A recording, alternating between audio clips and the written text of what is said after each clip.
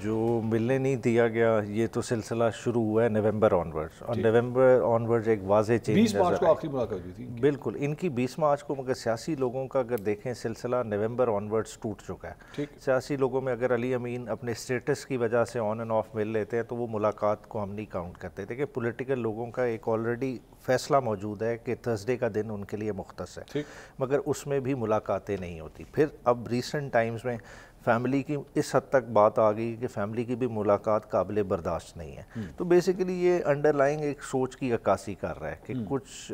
معاملات ایسے ہیں جو نہیں پسند آ رہے کچھ ایریاز کو، اور اس کا فال آؤٹ نظر آ رہا ہے، اور اسی کی وجہ سے آپ کو یہ ڈس ارے نظر آ رہا ہے جو آپ تحریک انصاف کی بات کر رہے ہیں نا کہ کلولیس شاید نظر آ رہی ہے، وہ اسی وجہ سے ہے کہ ایک جو رابطہ تھا ریگولر، دیکھیں ایک ٹرائل واضح طور پہ چل رہے تھے خان صاحب کے، اگر ٹرائلز کی پوزیشن آپ دیکھتے الیکشن سے پہلے 3 convictions I back to back, رات 8 بجے تک عدالتیں لگتی رہیں، مگر نومبر کے بعد کیا ہوا ہے کہ ایک جب کنوکشن آ گئی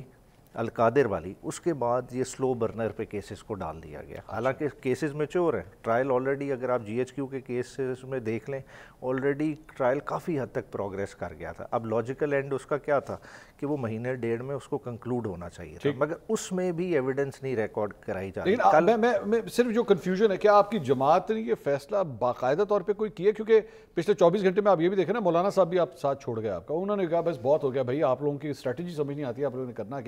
کیا فیصلہ کیا ہوا ہے آپ لوگوں نے؟ آپ لوگوں نے اسٹیبلشمنٹ سے بات کرنی ہے یا ان سے لڑنا ہے، کرنا کیا آپ لوگوں نے؟ اچھا نہیں، ایک تو ہوتی ہے کہ ایک آپ کی پوزیشن کہ آپ کن ویلیوز پہ کھڑے ہیں، ٹھیک ہے، وہ کور ویلیوز آپ کو آئیڈینٹیفائی کرتی ہیں، ٹھیک ہے، پاکستان کے کچھ ڈائنامکس ہیں، پاکستان جس طرح کی اسٹیٹ ہے آپ اس کو آئیڈیلسٹکلی کوئی ڈیموکریٹک لیبل نہیں کر سکتے، ابھی بھی جو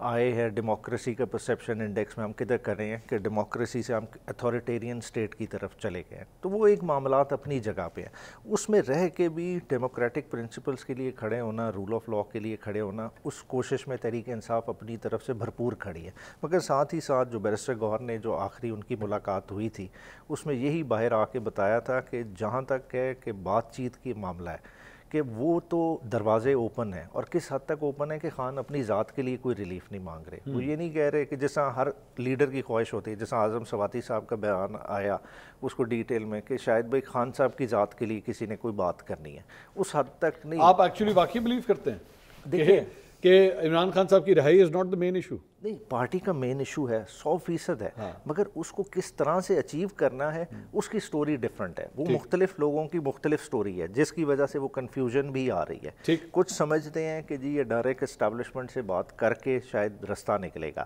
مگر باقی دیکھیں خان صاحب کا اپنا بلیف کیا ہے، دیکھیں اگر خان صاحب نے بات کرنی ہوتی تو 8 فروری سے زیادہ آئیڈیل موقع کیا خان صاحب کے پاس تھا؟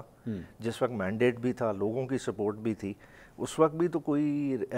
فلیکسیبلٹی لی جا سکتی تھی اور دروازے کھلوائے جا سکتے تھے، مگر انہوں نے وہ آپٹ آؤٹ نہیں کیا رستہ، اور خان صاحب کی اس کے لیے اپنی ریزنز ہے، دیکھیں اس کے لیے آپ کو خان صاحب کی کیمسٹری سمجھنی پڑے گی، اور آپ اس خان صاحب کو بہتر جانتے ہیں، ٹھیک ہے، اس پہ